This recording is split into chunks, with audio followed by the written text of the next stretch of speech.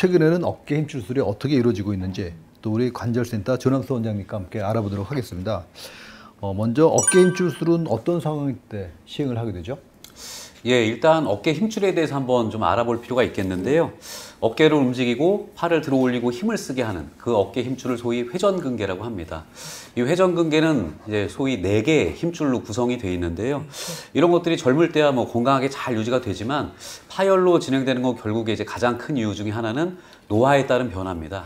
다 나이가 들고 연세가 드시고 하시면서 퇴행성 변화를 막을 수는 없을 텐데요. 그런 노화의 과정 속에 힘줄도 약해지고 낡아지고 닳아지다 보면은 결국 환자분들께 설명드리는 게 이제 옷도 오래 입으면 해져서 구멍 나잖아요. 그렇죠. 라고 설명드리는데 그렇듯이 일단 이런 퇴행성 변화에 의해서 힘줄 파열이 진행될 수 있습니다. 파열이 되면은 힘줄이 하는 기능이 이제 떨어지기 때문에 실제적으로 팔을 여러 가지 움직이고 돌리기도 힘들어지고 뭔가를 들어 올리다가 갑자기 힘이 빠지는 증세가 있을 수도 있고 본인이 올리긴 힘들지만 팔을 도와서 올리면은 조금 이제 올리기가 수월해지는 이런 것들이 결국에는 어깨 힘줄에 이제 문제가 생겼을 때 올 수 있는 증상들이라고 볼 수 있겠습니다. 그래서 결국에 파열로 인한 증상이 심하고 또 기능적인 제한이 심하고 또 근력도 떨어지고 하게 되면은 결국에 이럴 때 이제 수술까지 권유를 드릴 수밖에 없는 그런 상황이 된다고 볼 수 있겠습니다. 그러면 이 힘줄을 봉합하는 수술은 어떻게 하는 거예요? 이 힘줄을 좀 잘 묶어야 되니까 잘 보이게 하려고 이렇게 절개를 이렇게 쫙 해야 되는 건지 그런 것도 이렇게 좀 궁금하니까 알려주세요. 예. 수술하는 방법도 뭐 과거에 비해서 계속 이제 진화하고 발전해서 더 좋은 이제 환자분들께 더 유익한 방법으로 가고 있는데요. 과거에는 어떤 수술이든 다 열어서 했죠. 뭐 다른 장비나 뭐 이런 기술이 안 될 때는 어깨 같은 경우는 주변에 덮고 있는 큰 근육들 이런 게 삼각근이라고 하는데 삼각근이 사실 어깨 기능에 굉장히 중요하거든요. 이제 소위 어깨 엔진 역할을 한다고 해서 강력한 힘을 써주는 근육인데 그거를 열고 째서 들어가면은 일단 봉합은 또 잘 할 수 있는데 환자분들이 엄청 아파하세요. 삼각근이 되게 예민한 또 근육이라 그걸 이제 봉합하고 건드려 놓으면 되게 아파하시거든요. 그래서 이제 점차 이제 내시경 수술로 변화하기 시작했습니다. 그래서 그리고 내시경 수술할 경우는 이제 또 이 전신 마취 아니라 팔만 마취하는 이제 부분 마취로 진행 가능하기 때문에 그렇게 해서 또 환자분들 전신 마취에 대한 부담을 좀 적게 할 수 있고요. 그리고 수술 시간도 뭐 이제 이런 기술들이 다 능한 사람이라면은 뭐 간단한 경우 진짜 한 30여 분, 30분이면 끝나고 뭐 길어야 뭐 1시간 정도 앉아 뭐 조금 넘어갈 때도 있지만 대부분은 뭐 요새 뭐 30분에서 1시간 정도 사이면 끝날 수 있고요. 수술 이후에 뭐 한 2, 3일 내로 퇴원 가능하시고 그리고 이제 뭐 꼬매로 이제 봉합한 힘줄이 아무는 건 시간이 걸리기 때문에 뭐 아무는 데까지는 이제 한 3, 4개월 정도 시간이 걸리긴 해도 그 사이에 적절한 시기가 되면 재활도 하고 기본적인 일상생활을 하면서 이제 그렇게 서서히 회복 과정을 겪으시면은 또 좋은 힘줄 상태를 만들 수 있습니다. 근데 이런 이제 회전근개 수술을 한 후에 계속 이제 좋으면 좋은데 또 많은 분들이 이거 수술한 다음에 자꾸 이제 또 파열된다고 재파열된다고 좀 걱정하시는 분들도 있다고 하고요. 그렇죠. 이제 환자분들 요새 의학 정보가 많다 보니까 외래 오셔서 이제 파열 얘기도 들으시고 이미 이제 본인 수술을 해야 될 것 같은데 하면서 오시면서 오시는 게 이제 가장 큰 또 걱정거리 중에 하나가 아이 꼬매도 재파열된다던데 그걸 꼭 어떻게 해야 되느냐 이렇게 물으시는 환자분들이 꽤 있으세요. 사실 되게 궁금하실 텐데 일단은 이제 잘하는 사람한테 받는 게 중요하시겠고요. 이제 기술도 그렇죠. 중요하니까. 근데 이제 그게 단순하게 그런 건 아니고요. 환자분 상태도 중요하고 그래서 다양합니다. 이제 이런 재파열이 되는 요인은 과거 문헌을 보면은 상당히 좀 극단적인 경우일 수도 있겠는데 좀 큰 파열의 경우 재파열을 94%까지 보고한 문헌도 있었어요. 과거에 그랬습니다.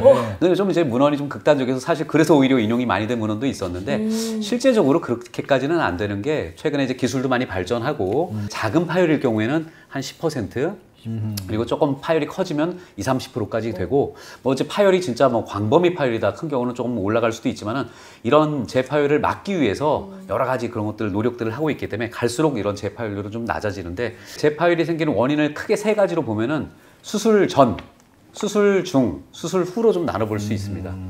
수술 전이라면은 일단 뭐 이제 그건 의사가 할 수 있는 부분이라 환자 요인이거든요. 그쵸. 일단 찢어졌고 파열이 생겼더라도 환자분 상태가 그래도 괜찮아야 꼬매놔도 결과가 좋을 수 있는데 이미 오셨는데 거의 누더기 수준으로 파열이 너무너무 심하고 파열도 크고 힘줄은 다 쪼그라들어 있고 근육까지 말라 있으면 이거는 아무리 기술 좋은 의사가 수술하더라도 나중에 재파열 가능성이 상당히 많을 수밖에 없습니다. 그래서 환자분도 너무 상태가 심해지기 전에 뭐 파열이 있다고 꼭 당장 막 급하게 응급으로 할 건 아니어도 적절한 시기에 불편이 있으시면 결국 봉합이 필요하다면 봉합을 해야지 너무 방치된 경우에는 나중에 결과가 더 안 좋을 수 있다 이렇게 보시면 되겠고 수술 중이라는 얘기는 이제 수술을 잘해야 된다는 얘기죠. 그래서 결국 이제 수술하는 의사의 술기가 좋아야 되고 그리고 또 그런 것들을 재파열을 막기 위한 여러 가지 노력들을 잘해서 잘 봉합돼서 더 좋은 결과를 얻기 위한 노력을 잘 하는 게 중요하겠고 수술 이후는 적절하게 무리가 안 되게 재활도 잘하고 또 이게 수술한 선생님의 말씀을 좀 잘 들으면서 여러 가지 호흡을 맞춰가서 재활 과정을 잘 하는 게 중요하겠습니다. 많은 분들이 뭐 어깨뿐만 아니라 허리도 그렇고 무릎도 그렇고 한 번 수술하면 그걸로 끝난다라고 생각을 하거든요. 맞아요. 근데 예전이랑 다르게 옛날에 뼈가 부러지면은 한 번 붙으면 다시 잘 안 부러지죠. 그렇지만 요즘 정형외과 질환은 거의 퇴행성, 나이 들고 많이 써서 생긴 질환이기 때문에 그러니까 이런 경우는 우리가 수술하고 암만 잘 돼도 나이 먹는 거 어쩔 수 없고 많이 써서 닳는 거 어쩔 수 없거든요. 그러니까 이런 정형외과 질환, 퇴행성 질환은 고혈압이나 당뇨병처럼 관리하면서 더 악화되지 않도록 사용을 해야 되는데 그런 거 생각 안 하고서 또 재발했다. 맞아요. 또 망가졌다. 자꾸 이렇게 얘기하시게 되면은 그거는 이제 끝이 안 나요. 예. 그래서 정형외과 질환은 항상 치료받고 뭐 수술이건 아니면 시술이건 아니면 운동치료건 꾸준하게 관리를 해야만 좋게 유지가 될 수가 있지 모든 게 한 번으로 끝나지 않는다는 거. 그거는 좀 잘 아셔야 될 것 같아요. 예. 이게 사람이 화장실 들어갈 때랑 나올 때랑 느낌이 다른 것처럼 예. 저희도 아프니까 막 어떻게 좀 해주세요 하다가 이제 안 아파. 그러니까 막 쓰고 또 와. 그럼 이제 원장님들 탓하는 거죠. 이게 왜 또 재파열이 됐냐. 억울해요. 그렇죠. 맞아요. 근데 이렇게 안타깝게 재파열되는 확률을 줄이기 위해서 이 수술 방법도 새롭게 변화되고 있다고 들었어요. 근데 이제 어쩔 수 없이 봉합하는 과정이 끊어진 힘줄을 원래 있던 부착부 뼈에 갖다 붙이는 수술이기 때문에 붙이면서 실로 이제 힘줄을 꼬매고 봉합하는 이제 매듭을 만들어서 이렇게 묶어주는 것들이 필요한데 너무 힘줄을 이렇게 튼튼하게 꼬매겠다는 욕심에 매듭을 많이 만들어서 꼬매다 보면은 힘줄을 어떻게 보면 이제 목을 조르는 식으로 그렇게 이제 매듭이 너무 이렇게 졸라매는 식으로 해버리면은 이런 혈액순환을 방해할 수 있기 피가 안 때문에 통하는 거죠. 그렇죠. 예. 그래서 이제 그러다 보면 이제 이런 부착부에서 다시 재파열되는 게 아니라 이 졸라맨 부분에서 또 재파열이 되는 경우들도 있고 과거에 또 제가 대학에 있는 동안 또 논문 낸 적도 있었는데 너무 이런 힘줄에 과한 매듭이 많이 생기는 걸 좀 피하기 위해서 혈액 순환을 좀 보존하기 위한 이런 수술법들도 이제 저희도 이제 개발해서 또 발표한 적도 있었습니다. 그래서 그런 방법들은 매듭을 만들기보다 실을 이제 고정력은 동일하게 가져가지만 실과 실이 교차하면서 이렇게 이제 함께 고정력을 얻도록 해서 매듭은 아닌데 어쨌든 고정력을 할 수 있는 이런 이제 혈액 순환을 보존하면서 할 수 있는 이런 봉합법들도 소개한 바가 있었고요.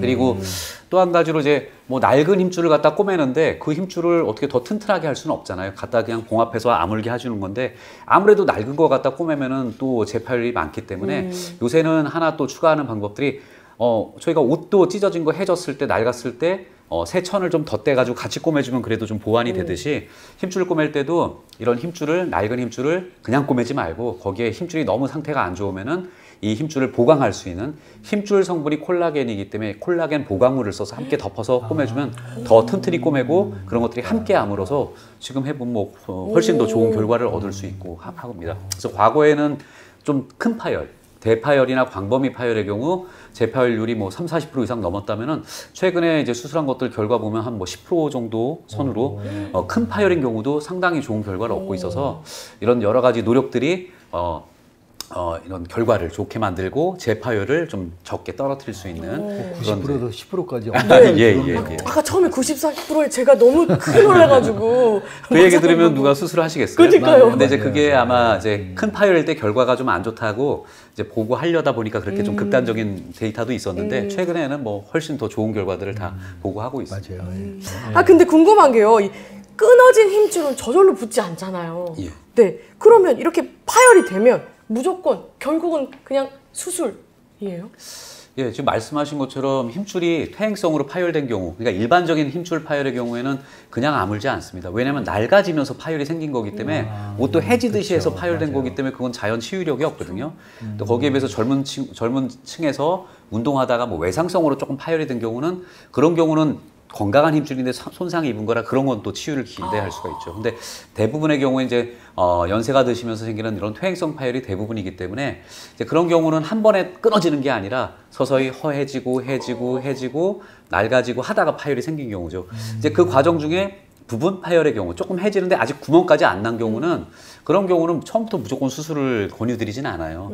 이제 생활 습관을 바꾸고 무리가 되지 않게 하고 그 남은 힘줄들을 또 건강하게 관리할 수 있도록 여러 가지 운동 치료를 또 안내해드리고 이러면 또 좀 관리해서 그 상태를 좀 오래 또 유지할 수 있도록 해줄 수 있기 때문에 부분 파열 같은 경우는 처음부터 뭐 수술을 하지는 않는다.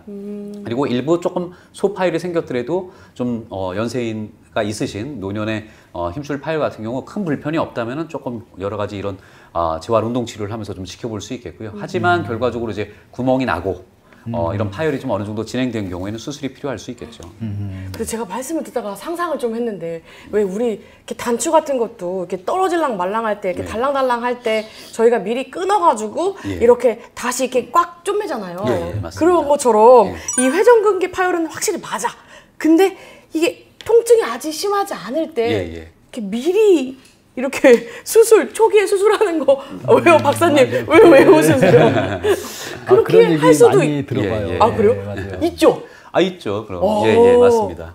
왜냐하면 힘줄 파열은 아까도 얘기 드린 것처럼 계속 진행할 수밖에 없거든요. 한번 헐어지면 그게 다 자연 회복이 안 되기 때문에 그 팔을 안 쓰실 수가 없고 더 헐어지고 일단 구멍이 나면 점점 커질 수밖에 없기 때문에 결국 진행하는데 그 과정에 다 아프면 수술을 받으시겠죠. 근데 어떤 분들은 별로 안 아파하세요. 맞아요. 왜냐하면은 통증은 다 파열 구멍 난 것만 갖고 통증이 오는 게 아니라 동반된 염증 때문에 오는 거기 때문에 상대적으로 파열은 있는데 구멍은 났는데 염증이 심하지 않은 분들은 별로 안 아파하시는 분들이 있어요. 그래서 파열이 어쨌든 이제 진단받고 수술이 필요한가 해서 오시는 분들이 계신데 별로 안 아픈데 해야 되나요? 하는 분들이 있으세요. 근데 이제 어느 정도 사이즈로 계속 진행할 만큼의 파열이 구멍이 확실히 있는 완전 파열의 경우에는 더 악화돼서 봉합 자체가 힘들어질 정도로 진행이 예상될 경우에는 결과적으로 큰 통증이 없으시다 하더라도 그런 경우는 봉합을 해서 그래도 이런 완전한 상태로 만들어서 유지를 하셔야 나중에 악화되는 걸 피할 수 있고 오히려 그렇게 통증 없는 분들이 그냥 지내시다가 나중에 봉합이 거의 불가능할 정도로 다 힘줄 파열이 크게 진행되고 쪼그라든 상태로 오셔가지고 나중에 인공관절까지 해야 되는 경우들이 있거든요. 그래서 그게 문제입니다. 그래서 통증이 없을 때 파열이 좀 어느 정도 크게 있을 때 좀 고민스러우실 수는 있겠는데 의사가 이제 판단했을 때 이 정도의 파열은 그냥 뒀다가는 나중에 더 진행돼서 결과적으로는 기능상의 문제가 있겠다. 그럴 때는 뭐 좀 수술을 좀 강력하게 좀 고려를 해보셔야 되지 않을까 싶습니다. 맞아요. 단추도 다시 꿰매잖아요. 결국에는 달랑달랑해도 꿰매니까. 그러다가 단추 잃어버리거든요. 그렇죠. 그거보다 훨씬 더 좋은 거니까 미리 맞아요. 하는 게 맞는 것 같아요. 네. 어깨 힘줄 파열은 참지 마시고 적절한 시기에 수술하시는 게 중요합니다. 수술 후에 재팔 역시 조심해서 관리하셔야 하고요. 어깨 아프다고 느껴질 때는 미리 겁먹지 마시고 꼭 병원에 오셔서 정확한 진단과 치료 받으시길 바랍니다. 오늘은 여기까지 하고요. 구독과 좋아요, 알림 설정까지 꾹꾹꾹 눌러주시고 다음 시간에 찾아뵙겠습니다. 감사합니다.